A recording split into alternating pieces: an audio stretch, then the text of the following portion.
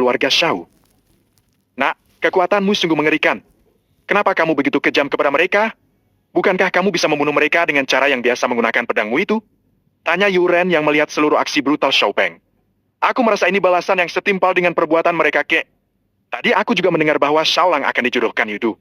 Aku sebagai orang yang dianggap penting oleh rumah lelang teratai juga ingin melihat Yudu bahagia.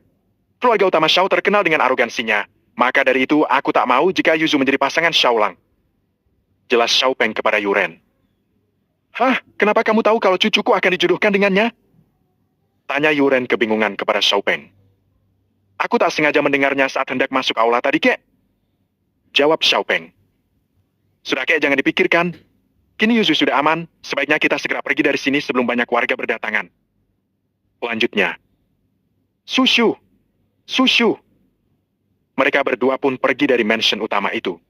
5 menit kemudian mulai berdatangan ke mansion utama milik keluarga utama Shao. Kini terlihat di halaman utama banyak para penjaga yang sudah tak bernyawa, aula utama juga telah runtuh. Shao Peng benar-benar menghancurkan mereka tak tersisa, bahkan tubuh dari Shao Lang juga hancur akibat tertimpa runtuhan dari aula utama yang hancur akibat pertarungannya melawan Shao Yan. Semua orang tak berani melakukan apa-apa, mereka hanya melihat mayat berserakan di mana-mana. Di sana tak terlihat mayat dari Shao Kung, Shao Ying dan Shao Yan.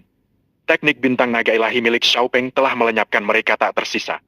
Tak berselang lama, kini Shao Peng telah sampai di rumah lelang teratai bersama Yuren.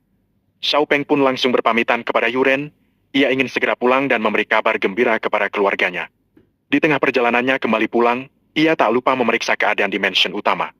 Shao Peng memandang ke arah mansion utama dari kejauhan, terlihat banyak orang yang berkerumun di depannya.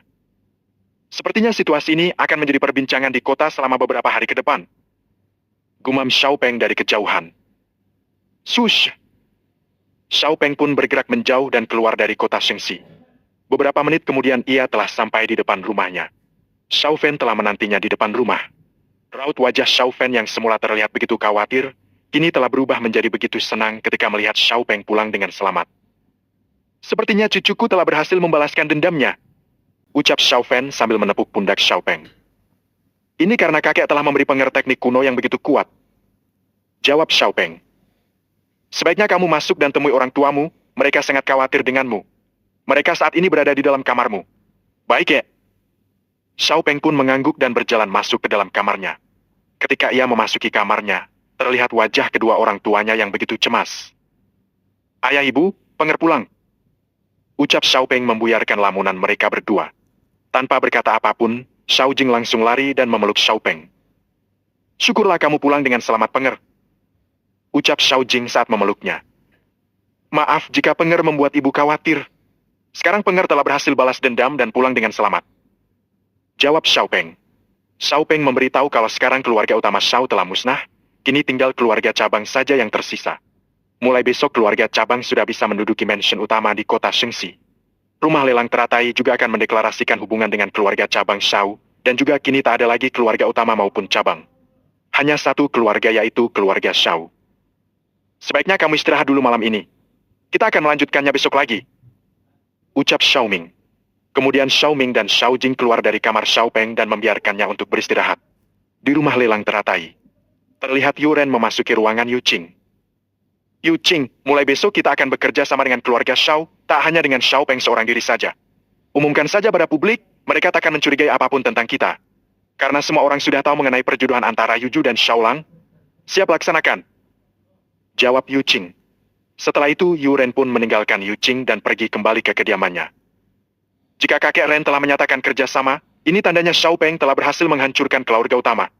Sepertinya kakek Ren kini tertarik kepada Shao Peng, gumam Yu Qing sambil tersenyum.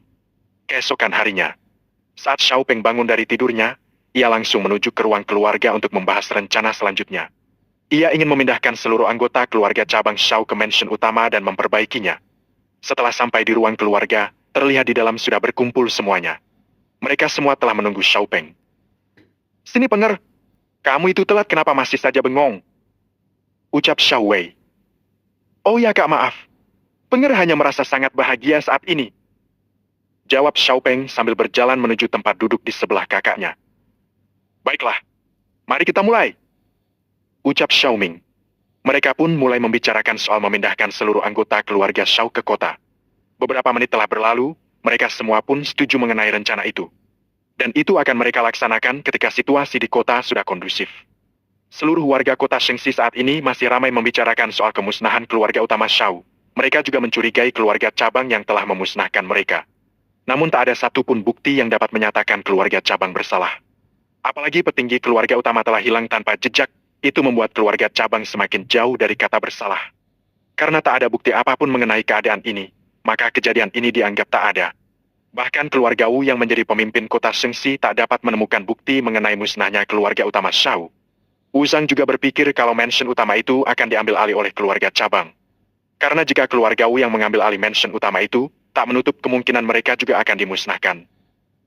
Baiklah, sudah cukup sampai di sini saja untuk rencana kita ke depannya. Ucap Xiaoming. Penger, tolong cari tahu situasi di kota Shengxi saat ini. Bila dirasa sudah aman, kita akan pindah ke kota.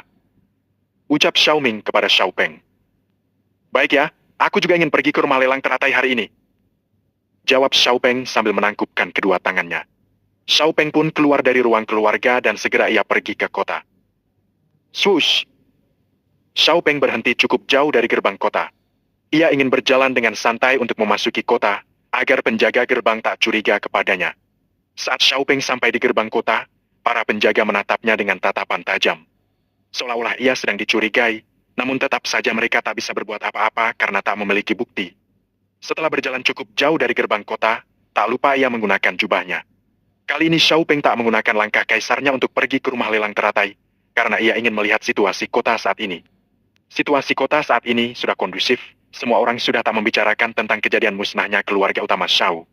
Semua warga sudah menganggap kejadian itu telah selesai tanpa jawaban yang pasti, tak ada yang tahu siapa yang melakukan itu. Hingga saat Xiaopeng sudah sampai di depan rumah lelang teratai, ia pun langsung masuk dan menuju lantai kedua. Maaf tuan, siapakah Anda?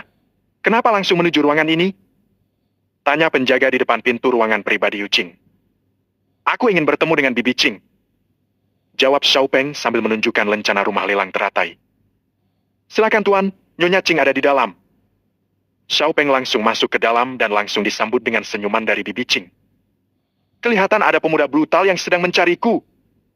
Sindir Yu Qing sambil tersenyum tipis. Bibi bisa aja. Aku hanya melakukan apa yang seharusnya aku lakukan. Jawab Xiaopeng tersipu malu. Kemudian Yu Qing bertanya bagaimana cara Xiaopeng balas dendam semalam. Xiaopeng pun mulai bercerita dari ia memasuki gerbang mansion sampai menggunakan teknik bintang naga ilahi. Terlihat Yu Qing terkejut mendengar cerita Xiaopeng, pemuda belum genap 20 tahun sanggup menghancurkan satu keluarga sendirian. Semua orang tahu bahwa keluarga utama Shao itu kuat, jadi begitu mengejutkan jika dihancurkan oleh seorang pemuda sendirian.